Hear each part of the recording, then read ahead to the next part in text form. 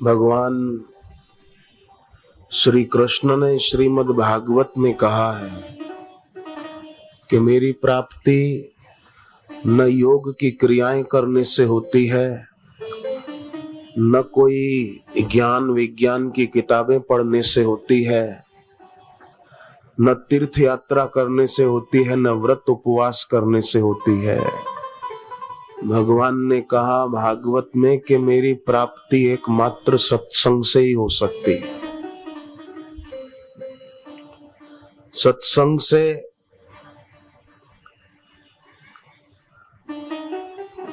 व्यक्ति के जीवन में अनुशासन भीतर से ही आता है। एक होता है अनुशासन बाहर से थोपा जाना, उससे इतना लाभ नहीं होता है, और वो बाहर से किसी के द्वारा थोपा गया अनुशासन टिकता नहीं है। व्यक्ति का जीवन शील और सभ्यता से भरा नहीं होता है, असभ्य जीवन होता है, जीवन का संगीत खो जाता है। तो सत्संग से अनुशासन भीतर से आता है। अनुशासनहीनता ये विकृति है जो आज हमारे देश के कई जवानों के जीवन में दिखाई दे रही है। हमारे देश में रहने वाले जवान, भारत भूमि है ये, और भारत भूमि में रहने वाले वैलेंटाइन डे मनाएं, रोज डे मनाएं और महाशिवरात्रि का उपवास भूल जाएं, ये अनुशासनहीनता है। और अनुशासनहीनता बड़ी भयंकर विकृति है। श्रवण कुमार के जीवन में अनुशासन था, और वो थोपा हुआ नहीं था, उसके भीतर से आया था।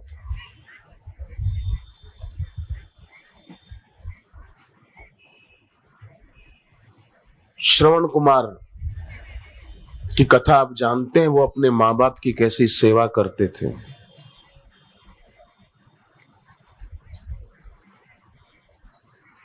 बताया जाता है श्रवण कुमार के पूर्व जीवन के बारे में कि वो एक किसी जन्म में कछुए की योनि में थे, सरोवर में रहते थे, हंस और हंसनी का जोड़ा उधर आता था, और ये कछुआ बाहर आकर इनसे मिलता जुलता था। इनकी आपस में मैत्री हो गई थी। बहुत समय तक ऐसा चलता रहा। एक दिन हंस और हंसनी ने कछुए को कहा कि अब हम कल से तुम्हारे पास यहां नहीं आ सकेंगे, क्योंकि हम लोग अब तीर्थ यात्रा को जा रहे हैं। तो कछुए को हुआ कि मेरे इतने मित्र, इतने दिनों से हम आपस में मिलते थे, हमारी दोस्ती इतनी हो गई थी, अब ये मेरे को छोड़कर जा रहे हैं। काश मैं भी इनके साथ तीर्थ यात्रा को जा पाता तो कितना अच्छा होता।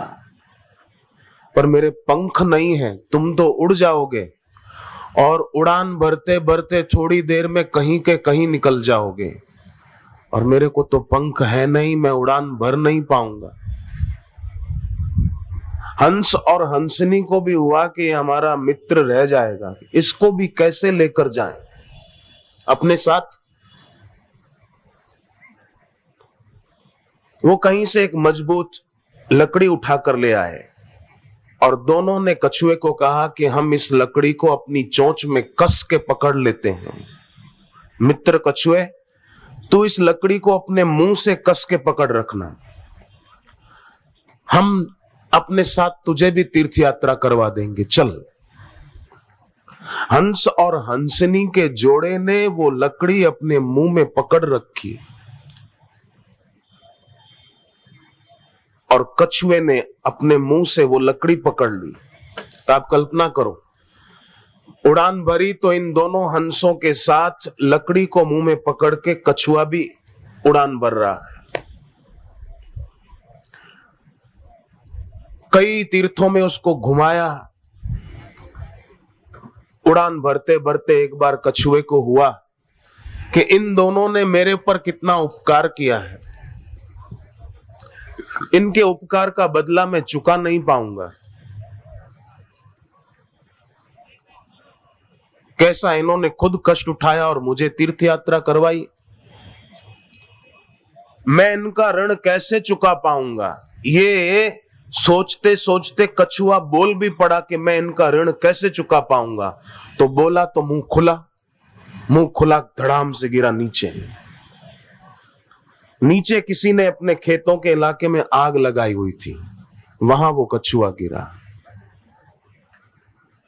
और अपने मित्र को अग्नि में गिरा हुआ देखकर हंस और हंसनी भी प्रेमवश अपने मित्र के लिए कि हमारा मित्र मर गया अग्नि में जलकर, हंस और हंसनी भी उसमें गिर पड़े, कूद पड़े और उन्होंने भी अपनी जान दे दी। कथा ऐसी पढ़ने सुनने को मिलती है कि समय पाकर वही श्रवण कुमार बना कछुआ और हंस और हंसनी उसके माता पिता बने। श्रवण कुमार ने यात्रा की थी किसी जन्म में इन दोनों के सहारे, तो इस जीवन में इन दोनों को, माता पिता को कांवड़ में बिठाकर तीर्थ यात्रा कराई है। पर प्रारब्ध कुछ ऐसा कि दशरथ राजा का तीर लगा श्रवण कुमार को और श्रवण कुमार चल बसे। दशरथ राजा को अंध तपस्वी श्रवण कुमार के पिता और माता ने श्राप दे दिया कि हम अपने पुत्र के वियोग में मर रहे हैं, तुम्हारा भी जब अंत काल आएगा ना, 4 में से 1 भी बेटा तुम्हारे पास नहीं होगा और अपने बेटे के वियोग में तुम प्राण त्याग दोगे। और ये बात दशरथ राजा को अंत काल में याद आई, कौशल्या जी को सारी बात बताई। ये कथा हमें बहुत संकेत करती है कि व्यक्ति को अपने जीवन में सावधान रहकर जीवन जीना चाहिए ताकि अंत काल में दुख न हो किसी बात का। दशरथ राजा को ये बात बड़ा दुख दे रही थी कि मेरे कारण अनजाने में ही श्रवण कुमार मारा गया और फिर उसके वियोग में उसके माता पिता मर गए। तो जीवन काल में व्यक्ति को खूब सावधान रहना चाहिए, अनुशासित जीवन जीना चाहिए। श्रवण कुमार ने खुद को अनुशासित किया और अपने माँ बाप को तीर्थ माना। घर में अपनी माँ है, पिताजी हैं, तो बेटे और बेटी को चाहिए कि अपने मन में यही भाव रखे कि ये मेरे माता पिता हैं। जिस शरीर के द्वारा मैं गुरु की कृपा पाकर ईश्वर का साक्षात्कार कर सकता हूं, वो शरीर मुझे मेरे माता पिता से मिला है। मैं मेरे माता पिता का आदर करूं, उनका अनादर कभी न करूं। सदगुरु से सारस्वत मंत्र की दीक्षा लेकर मैं मेरे माँ बाप का नाम भी उज्जवल करूं और अपनी भक्ति बढ़ाऊं, अपना भी कल्याण करूं, मेरे को भी सद्बुद्धि मिले। मैं भी भगवान में, भगवत प्राप्त गुरु में सत्य बुद्धि करके इस छूटने वाले संसार की आसक्ति छोड़कर अछूट ईश्वर में अपनी प्रीति बढ़ाता चलूं। बस ये शरीर कब तक रहेगा, कितने साल, जिंदगी के कितने साल बीत गए ये सबको पता है, जिसकी जितनी उम्र है। पर अब कितने बाकी हैं ये किसको पता है, कितने बीत गए ये सबको पता है, और कितने बाकी हैं ये किसी को पता नहीं है। इसलिए व्यक्ति को सत्संग के द्वारा अपना विवेक बढ़ाने की खूब जरूरत है, अपनी बुद्धि बढ़ाने की खूब जरूरत है। एक आदमी को पक्षी पालने का शौक था, तो वो आदमी एक दिन एक तोता खरीदने गया। दुकानदार बोला कि ये हमारे यहाँ तोता ऐसा है कि इसका एक पैर पतला धागा बांधकर एक पैर खींचो दायां तो ये बोलता है सीताराम सीताराम सीताराम सीताराम, और अगर इसके बाएं पैर में धागा बांधकर वो खींचो तो वो बोलता है राधे श्याम राधे श्याम राधे श्याम राधे श्याम, भगवान का नाम बोलता है। दायां खींचो तो सीताराम, बायां खींचो तो राधे श्याम, ऐसा दुकानदार ने बोला। तो खरीदने वाले ने कहा कि दायां खींचो तो सीताराम, बायां खींचो तो राधे श्याम, अगर दोनों पैर खींचे तो क्या बोलेगा? तो तोता बोला बेवकूफ, फिर मैं गिर नहीं पड़ूंगा नीचे, इतनी भी अक्ल नहीं है। इतना तो विचार कर, इतनी अक्ल तो होनी चाहिए कि दोनों पैर तू खींचेगा तो मैं गिर पड़ूंगा। मनुष्य कैसा हो गया? कम से कम इतनी तो अक्ल रखे कि दोनों पैर में खींचूंगा तो वो गिर पड़ेगा।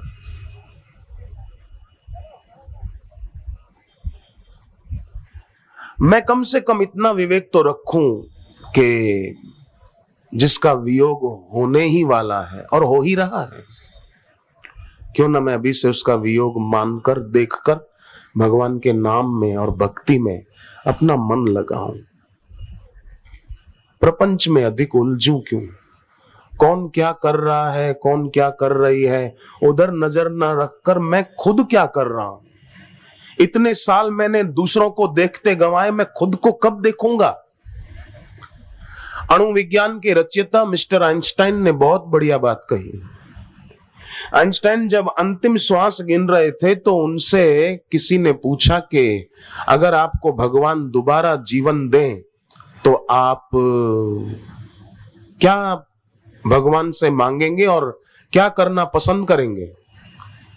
आइंस्टाइन ने कहा कि भगवान अगर मुझे दोबारा जीवन देंगे तो मैं अपनी खोज करूंगा कि मैं कौन हूं।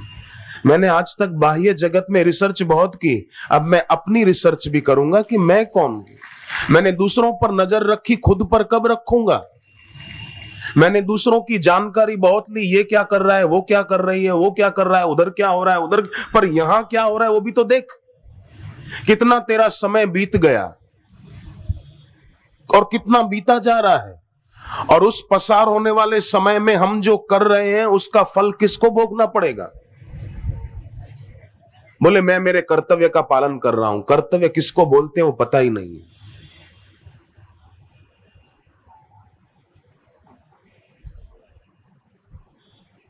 जो करने योग्य है वही करना, जो न करने योग्य है वो न करना, वो कर्तव्य है।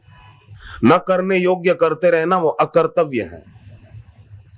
अकर्तव्य से परे रहकर कर्तव्य का पालन जीवन में करना और साधन परायण होना, असाधन से दूर रहना।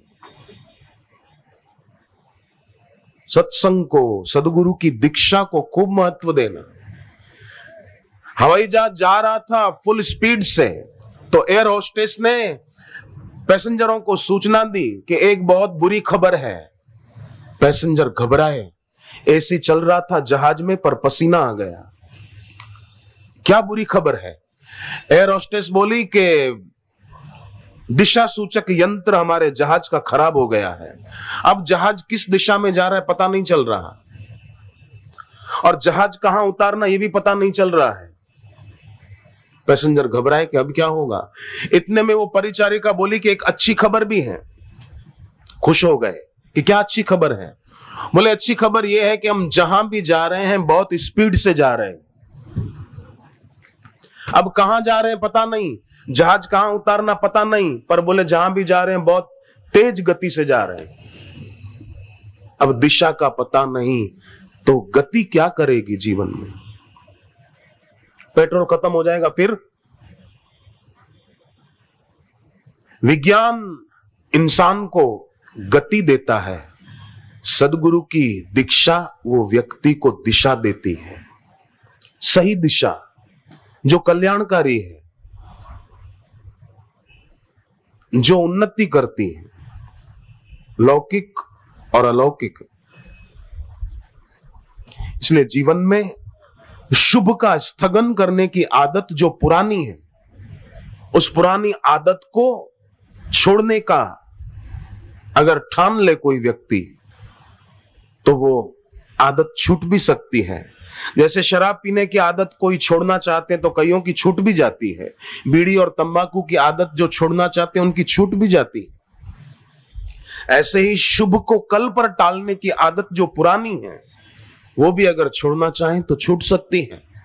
धर्मराजा युधिष्ठिर के पास एक याचक आया, ब्राह्मण, कुछ मांगा, तो युधिष्ठिर ने कहा कि ब्राह्मण देवता आप कल आना, मैं कल वो चीज आपकी सेवा में हाजिर कर दूंगा। ब्राह्मण तो ठीक है कहकर जाने लगे तो भीम ने नगारा बजाना शुरू कर दिया। जोर जोर से भीम नगारा बजाने लगे। तो युधिष्ठिर ने पूछा कि किस बात की खुशी में नगारे बजा रहे हो?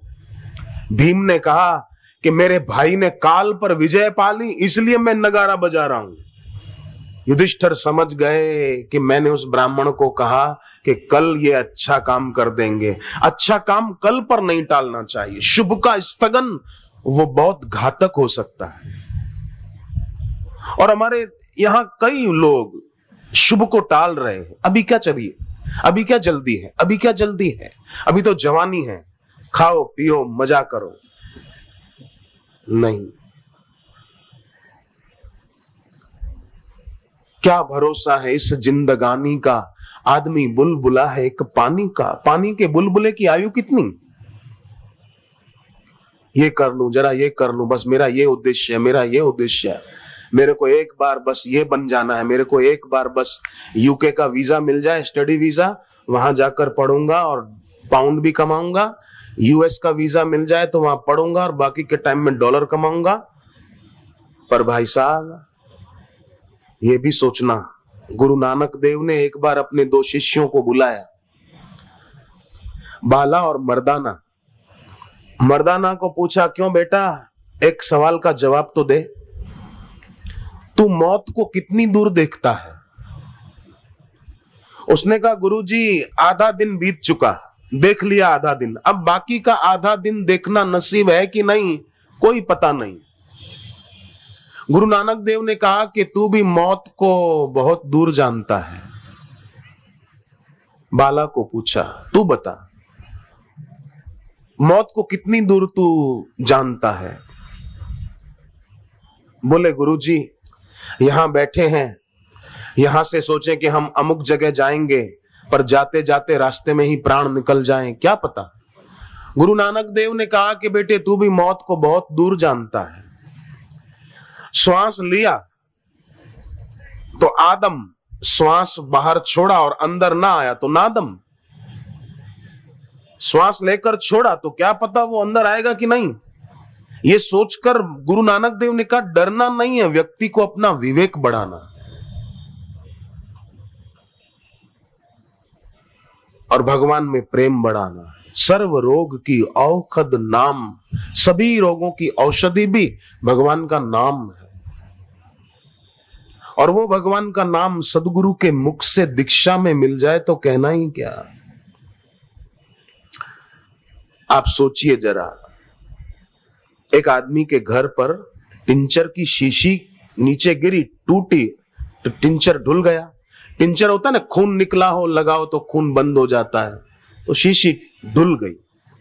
तो वो चिल्लाया पति पत्नी को, चाकू ला, जल्दी चाकू ला। सुनती नहीं, तू बहरी हो गई, चाकू लेके आ जल्दी, टिंचर ढुल गया है, शीशी टूट गई उसकी। पत्नी को हुआ, टिंचर की शीशी टूट गई, ढुल गया, तो इसमें चाकू क्यों मंगा रहे हैं।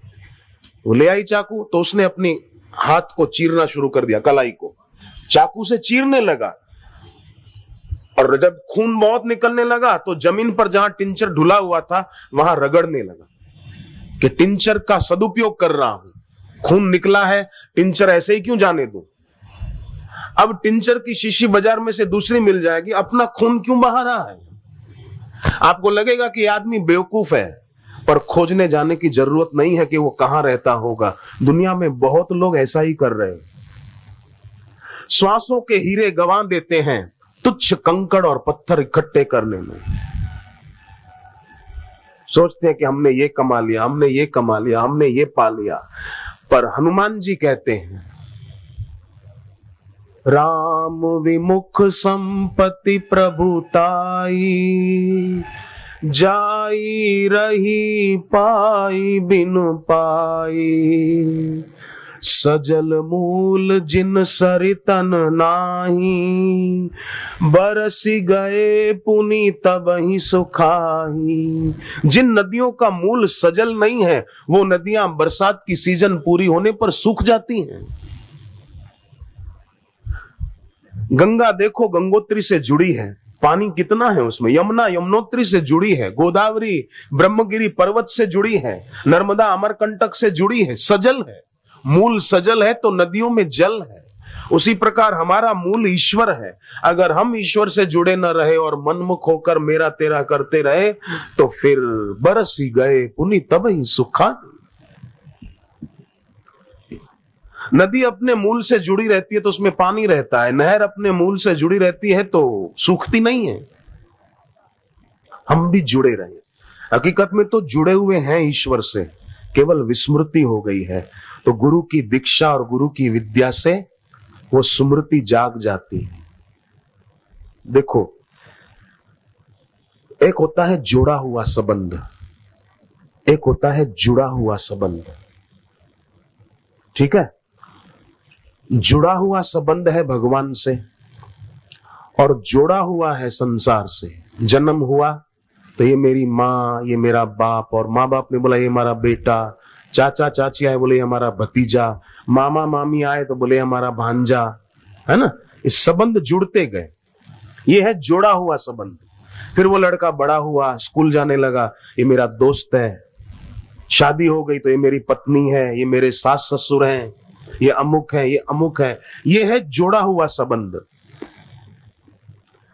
जोड़ा हुआ संबंध टूट भी जाता है, कभी दादा चले गए, कभी मामा चले गए, कभी मौसी चली गई दुनिया से, कभी दादी चली गई, है ना। जोड़ा हुआ संबंध नष्ट भी हो जाता है, टूट भी जाता है, पर जुड़ा हुआ संबंध जो है ईश्वर से वो कभी टूटता नहीं। तो करना इतना है कि जिससे जुड़ा हुआ है उसकी चाहे भलाई, उन्नति, मुक्ति, और जिससे जुड़ा हुआ है उसमें बढ़ाए प्रीति, भक्ति। इतना ही करना है बस। जिस ईश्वर से संबंध जुड़ा हुआ है उसमें बढ़ाए भक्ति। वो कैसे बढ़ेगी? कि सत्संग से बढ़ेगी, गुरु की दीक्षा से बढ़ेगी। सदगुरु से भगवान नाम की दीक्षा लेकर जप करे तो बढ़ेगी। भगवान शिव जी ने देवी पार्वती को कहा है, देवी दीक्षा विहीनस्य न सिद्धिर न च सद्गति तस्मात् सर्व प्रयत्नेन गुरुनाम दीक्षितो भवे। सब प्रकार के प्रयत्न से गुरु के द्वारा दीक्षित होना चाहिए।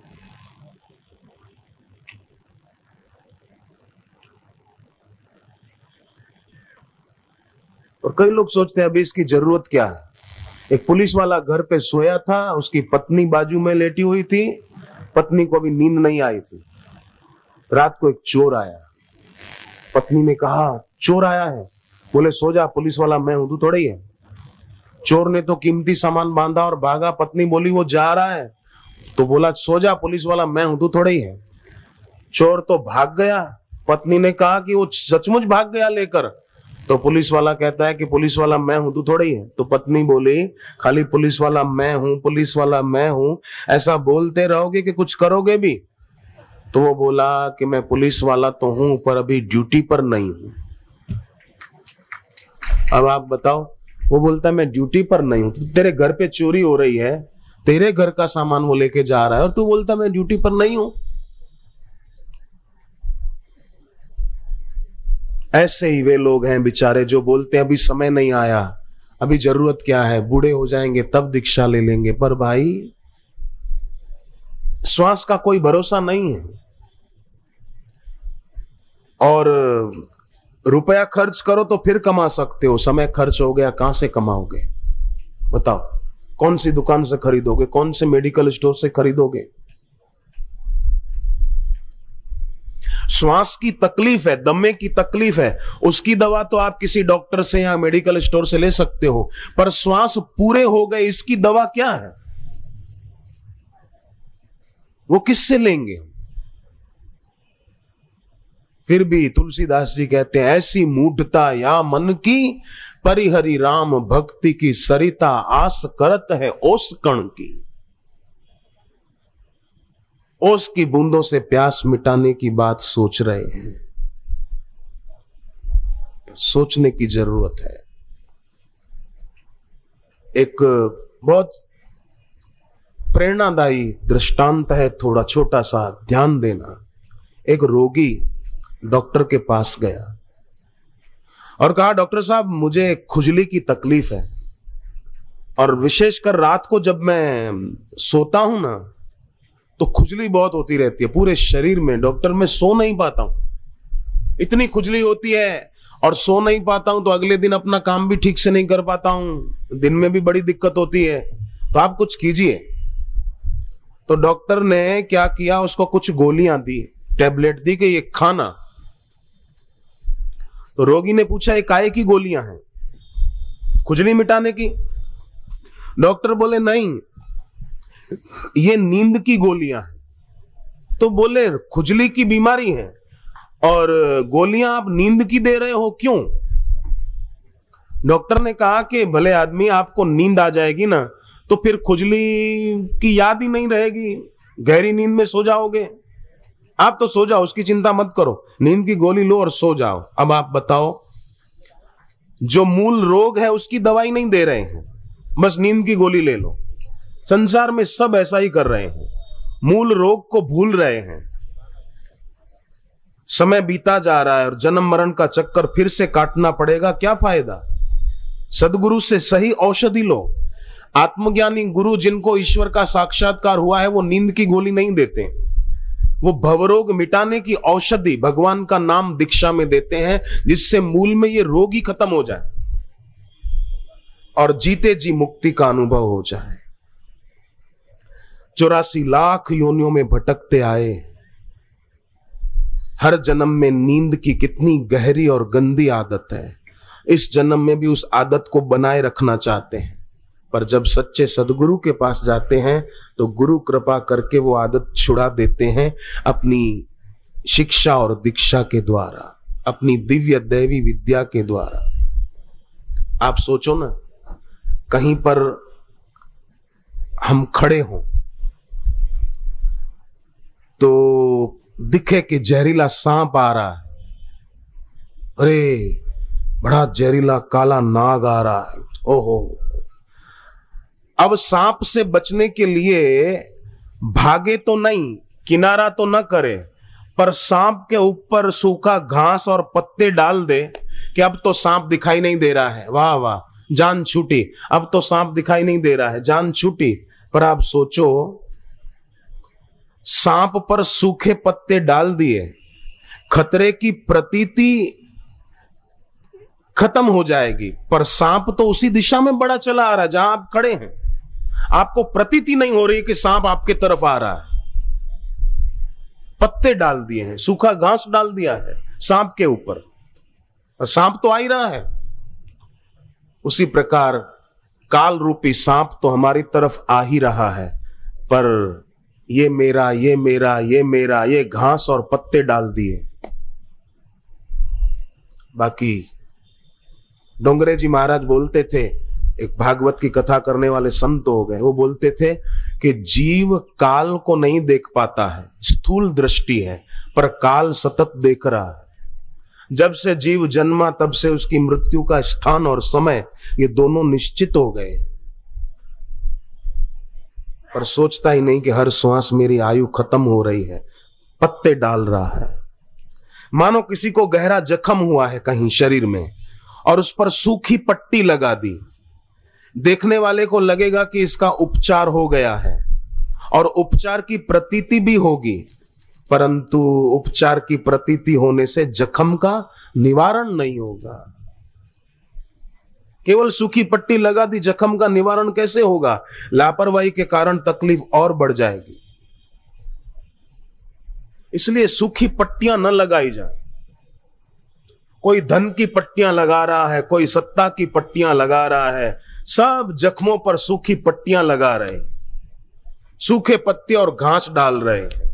ये खतरे की प्रतीति आपको लगेगा कि नहीं है, पर वो तो है ही ना, जख्म तो है। उठो मानव आंख खोलो, सो चुके हो अब न सोना, स्वर्ण घड़ियां कदाचित तुम खो चुके हो अब न खोना।